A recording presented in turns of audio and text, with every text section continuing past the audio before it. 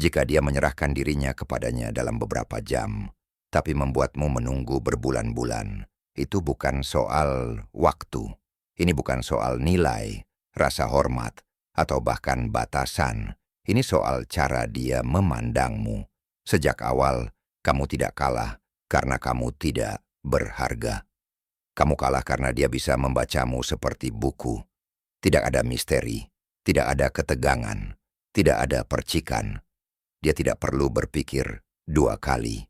Dia langsung merasakannya, dan perasaan itu langsung menempatkanmu dalam kotak. Inilah kenyataan pahitnya. Kamu tidak pernah berada dalam kategori yang kamu yakini. Bukan karena kamu salah bicara, tapi karena energimu memberitahunya segalanya bahkan sebelum kamu sempat bicara. Kamu datang dengan harapan untuk membuatnya terkesan. Dia datang tanpa bukti apapun, dan dia langsung merasakan perbedaan itu. Ini bukan tentang menyalahkannya. Ini tentang menghadapi apa yang tidak pernah diberitahukan kepadamu. Kau di sini bukan untuk merasa lebih baik. Kau di sini untuk bangun. Dan begitu kau melakukannya, penolakan takkan pernah sama lagi. Bukan sebagai kehilangan, melainkan sebagai sinyal bahwa ada sesuatu di dalam dirimu yang perlu berubah jika kau ingin terlihat berbeda. Mari kita lanjutkan. Pertama, aturan tak terucap. Dia tak butuh 3 kencan untuk memahamimu. Dia tak butuh makan malam diterangi cahaya lilin atau obrolan panjang di bawah bintang-bintang. Dia membaca dirimu sebelum sepatah kata pun keluar dari bibirmu. Bukan dengan matanya, melainkan dengan insting. Kehadiranmu mengatakan segalanya. Energimu memberinya naskah, dan dalam waktu kurang dari 10 detik, kau sudah ditempatkan. Tidak adil, tidak logis. Seketika, ada 3 kotak. Pertama, pria yang tidur dengannya untuk kesenangan, sensasi, sesuatu yang nyata. Kedua, penyedia, keamanan, validasi, kenyamanan. Ketiga, teman. Tak berbahaya, aman, namun tak pernah tersentuh. Dan inilah yang kebanyakan pria tak pernah pahami. Anda tak menaiki tangga karier. Anda tak memindahkan kotak dengan bekerja lebih keras.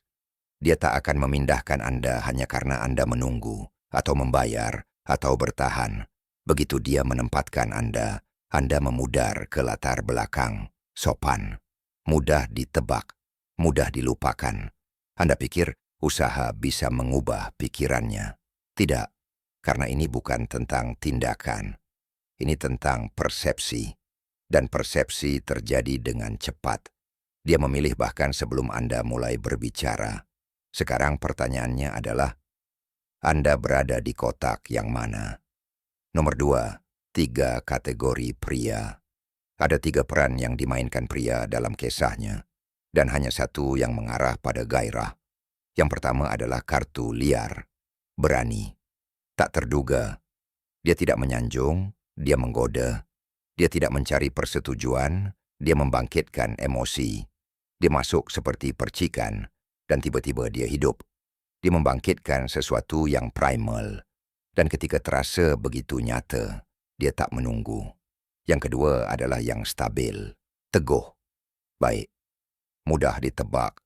Dia mungkin membayangkan masa depan bersamanya, tapi tak akan pernah ada malam yang tak terlupakan.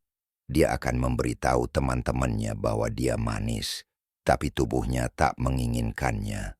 Dia menunda keintiman, bukan karena dia berhati-hati, melainkan karena tak ada urgensi. Dan kemudian datanglah si keledai emosional. Dia mendengarkan, dia mendukung, dia memberi tanpa henti, dia menunggu, dia membayar, dia berharap. Tapi yang dia dapatkan bukanlah rasa lapar, melainkan pelukan. Bukan hasrat, hanya kenyamanan.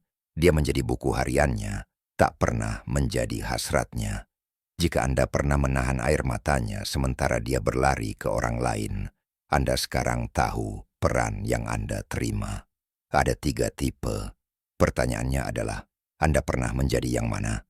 Nomor 3, gairah seksual versus rasa aman emosional. Nafsu tak menunggu, ia tak butuh izin.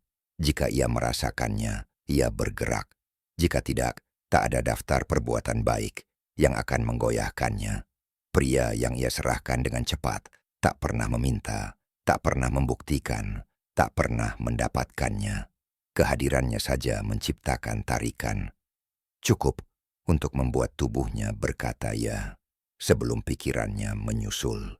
Di sisi lain, Anda tampil baik hati, aman, dan tersedia secara emosional. Ia tersenyum, ia berterima kasih, tapi ia tak merasakannya.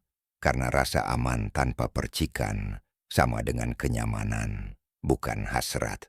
Dan Anda bertanya-tanya mengapa tak terjadi apa-apa. Anda melakukan segalanya dengan benar.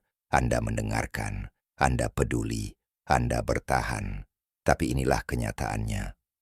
Anda tak pernah menyentuh bagian dirinya yang perlu dibangkitkan. Hasrat tidak dibangun seperti kepercayaan. Itu bukan pertumbuhan yang lambat, itu kilatan. Ia tidak tumbuh, ia menyala. Dan jika percikan itu tak pernah terjadi, kau akan menghabiskan waktu berbulan-bulan mengejar sesuatu yang tak pernah ada. Bukan karena kau tak berharga, melainkan karena tubuhnya tak pernah bereaksi ketika kau memasuki ruangan itu. Itulah bagian yang tak seorang pun beritahukan padamu. Tapi sekarang kau tahu. Nomor 4, mengapa pria B